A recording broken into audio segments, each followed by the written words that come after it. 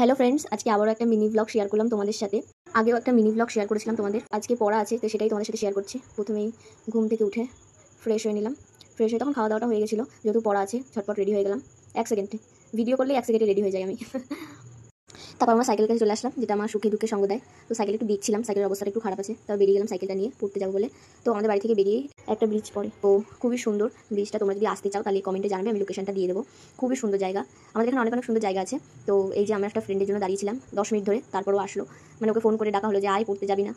তারপর ওকে বলছিলাম দেখ আজকের ওয়েদারটা কি বাজে, কি রোদ বাইরে, মানে পড়তে যেতে ইচ্ছা করছে না। তারপর বলছে দেখ আজকে ভিউটা কি সুন্দর এখানে লাগছে, তারপর এটা একটু ক্যাপচার করে নিলাম ভিডিওতে। তারপর ঠিক 45 মিনিট সাইক্লিং করে গল্প করতে করতে দাদার বাড়ি পৌঁছে গেলাম। পৌঁছে গিয়ে ও বলছে আর 1 মিনিট বাকি। আমরা অনেক কথা বলছিলাম এখানে, সেটা ভিডিওতে বলতে পারছি না, অনেক কথা বলেছিলাম। তো ও বলছিল যে দাদার বাড়িতে চলে আসলে এবার ব্লগটা কর। আমি না না আর করা লাগবে না, বন্ধ করে দেবো।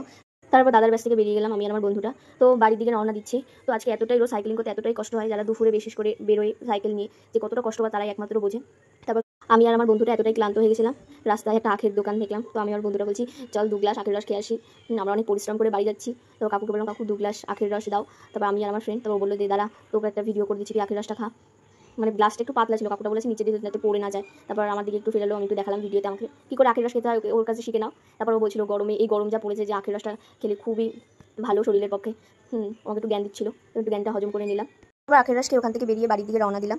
তো এখানের ভিউটা আবার দেখাচ্ছি, যেটা আগে দেখিয়েছিলাম, ভালোভাবে দেখাতে পারিনি ভিউটা। তো এই ভিউটা খুবই সুন্দর। এই জায়গাটা যারা যারা চেনো তারা তো জানো কতটা সুন্দর, আর যারা চেনো না তারা কমেন্ট করো, আমি লোকেশনটা বলে দেবো কোথায়। এটা খুবই সুন্দর। আজকের ওয়েদারটা খুবই খারাপ, এক হাতে ফোনটা ধরে সাইক্লিং করা মানে খুবই কষ্টকর। তাও মানে নিজে দেখছিলাম যে কেমন লাগে মুখটা। তারপর একটা জিনিস দেখে যেটা অবাক হয়ে গেলাম, এই রোদে মানুষ দরকার ছাড়া বেরোয় না, সেখানে একটা কাপেল ওরা ছাতা মাথায় দিয়ে প্রেম করছে, এটা দেখে খুবই অবাক হলাম। তাই আমি আমার ফ্রেন্ডকে বলছিলাম যে দেখ প্রেমে পড়লে মানুষ কী কী করে। তোকে এই জ্ঞানটা দেওয়ার পর ও আমাকে আগে একটা জ্ঞান দিয়েছে, এই জন্য আমি ওকে একটা জ্ঞান দিলাম। তারপর ওর সাথে গল্প করতে করতে ওর বাড়ির গলি চলে আসলো, ও চলে গেল ওর বাড়িতে। তাও আমাকে বলছে টাটা, তা আমরা ভিডিওতে টাটা করে দিতে, তারপর টাটা করে চলে গেল। এবার আমার একাই বাড়ি যেতে হবে। সাইক্লিং করতে মানে খুবই কষ্ট হচ্ছে, মুখ চোখ দেখে তো বুঝতেই পারছো। তারপর সাইক্লিং করতে করতে চলে আসলাম ব্রিজের কাছে।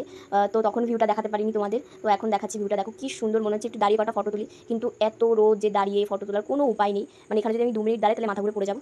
তো ব্রিজটা দেখো কি সুন্দর লাগছে, আর ওই পাশে যে ক্ষেত, ওটা আরও সুন্দর লাগছে।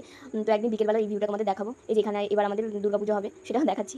তো তারপর নিজের মুখটা একটু ভিডিওতে দেখছিলাম যে আমাকে দেখতে কেমন লাগছে, ভিডিওতে বোঝা যাচ্ছে না কিন্তু মুখ পুরো লাল হয়ে গেছে, মানে কি বলবো, দেখার মতন ছিল না। তারপর এই যে বাড়ি চলে আসলাম, এটা আমার বাড়ি, সবাই দেখে নাও। এই যে বাড়ির গলি, এটা আমার। এই যে বাড়ি চলে আসলাম, সেবার ঘরে এসে ভিডিওটা করছিলাম, তখন দেখো মুখটা লাল হয়ে গেছে কীরকম, মানে কি বলবো, এত খারাপ লাগছে দেখতে নিজেকে। তো এখানে ভিডিওটা শেষ করছি, যদি ভালো লাগে তাহলে লাইক কমেন্ট অ্যান্ড সাবস্ক্রাইব করে দিও। টাটা, নেক্সট ভিডিওতে দেখা।